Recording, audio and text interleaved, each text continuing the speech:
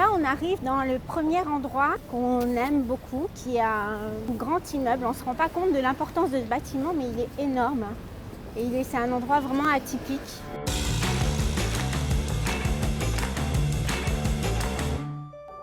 Bonjour, je m'appelle Denise. Et moi je m'appelle Joseph et on va vous faire découvrir la rue du Palais Galien qui commence juste ici où il y a plein de surprises et c'est là où on s'est rencontrés pour notre premier rendez-vous.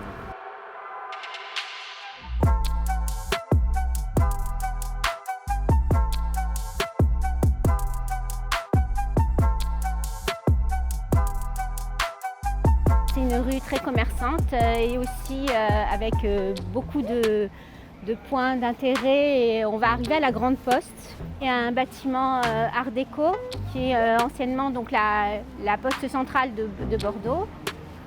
Il y a un bâtiment très très important avec beaucoup de belles façades, une très belle architecture art déco.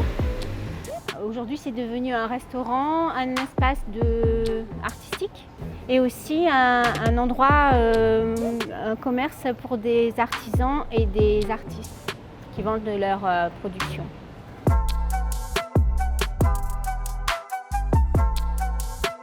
C'est pas une rue très connue de Bordeaux dans le sens où elle n'est pas dans le centre, mais elle a vraiment une vie à elle. Au détour de la rue, on peut voir des choses surprenantes. Quand on est descendu dans cette rue il n'y a pas longtemps, il n'y avait pas ce décor de cette peinture de street art. Donc c'est chouette.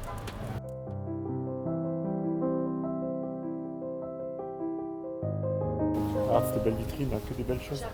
Alors le Palais des Saveurs, c'est vraiment, ça porte bien son nom. Il y a tout ce qui est du salé, du sucré, des super beaux desserts. Alors c'est la rue du Palais Galien, mais c'est aussi la rue de quelque chose qui est formidable aussi. C'est un endroit où on peut se poser, déjeuner aussi. Vous êtes là depuis 21 ans, c'est ça? Oui, 21... 15 janvier 2000. C'est toujours une rue vivante, moi je trouve. Oui. On est entre la place Gambetta et le quartier, la place Tourny, la rue Jardin Public, donc obligatoirement les gens ils passent au jardin. Ouais. Bon, on continue? À bientôt. Ouais, au revoir, Merci. merci, bonne Au soirée. revoir. Aussi.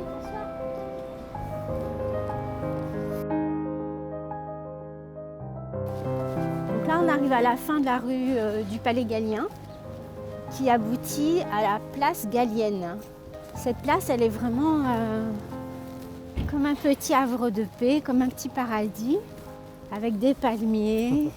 C'est un endroit vraiment très préservé, en fait, très peu connu aussi. On est comme dans le sud, d'un seul coup, on a l'impression qu'on n'est pas à Bordeaux, qu'on est ailleurs un peu.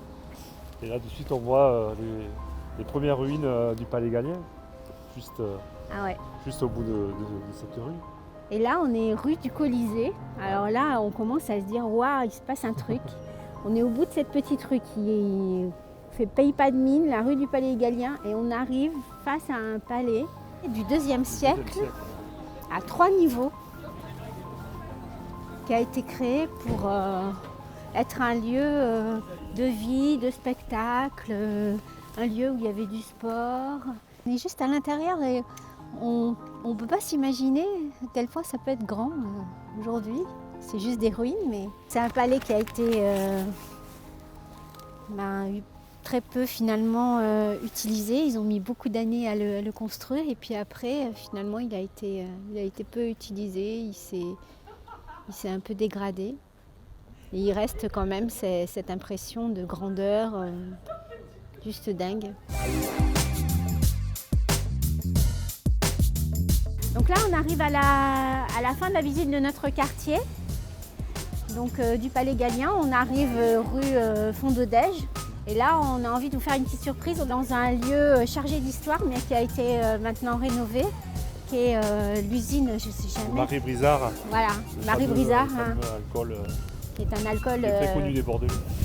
Et qui est devenu un espace remodelé, avec aussi plein de belles choses à l'intérieur. Et puis on aura peut-être la chance d'aller sur le toit et de voir aussi Bordeaux depuis le rooftop de l'usine qui a été vraiment magnifiquement rénové.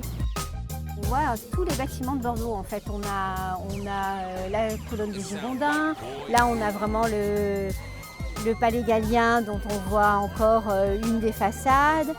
On a la vue sur Péberlan, on a la vue sur aussi les Chartrons. Ouais, le parc bordelais, on voit aussi le jardin public. Voilà, on se croit ici comme des chats au-dessus des toits. Et on surplombe Bordeaux à 360 degrés. Et on espère que cette balade vous a bien plu dans notre quartier de cœur.